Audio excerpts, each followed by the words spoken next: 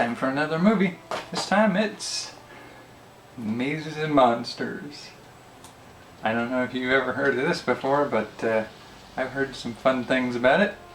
I'm gonna check it out, and I'll see you on the other side of that.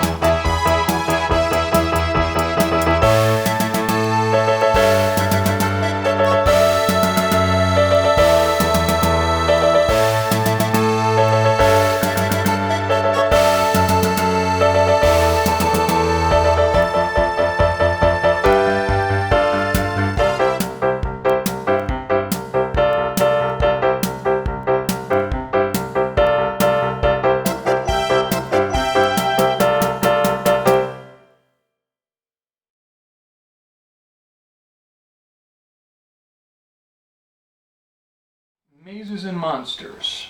I would say I was misled. This doesn't strike me as overly anti-Dungeons and Dragons. It's got some elements in it that suggest that it's be careful of engaging in fantasy, because fantasy can be dangerous, which is in its own right kind of silly, considering they could have used a little bit of imagination in some of the script writing. But there are elements that seem like they've got plenty of imagination, because they don't seem to have a good grasp on how reality works either.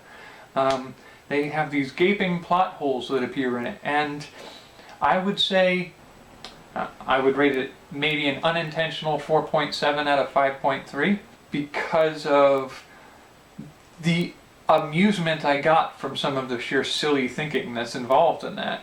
But there's also an aspect of it that I would say they don't bother to hide some of those plot holes. Maybe they don't think they're obvious, but it seemed to me like they had brightly colored them and made them super obvious to everybody watching. Which brings me to, I think it would be fun to write a story where a character like this goes and plays a game, assumes a character, and then gets so enmeshed in the character that he seems to disconnect from reality, but everybody else who's playing the game sees this and is worried about him. What if we take that and turn it on its head, where the people who see him disconnecting from reality and worried about him, what if they're in fact the ones that are disconnected from the reality, and the indicators we get for that are only that the story itself seems so full of plot holes, the story of those characters worrying about this kid are so full of plot holes, that the more obvious reality is the one of the person who's supposedly delusional.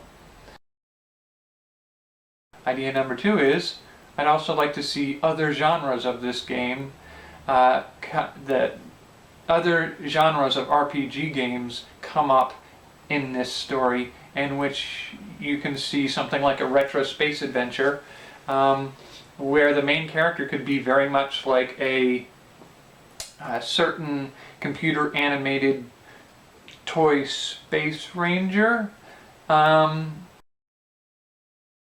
superpowered person whose only superpower is they believe they have superpowers. And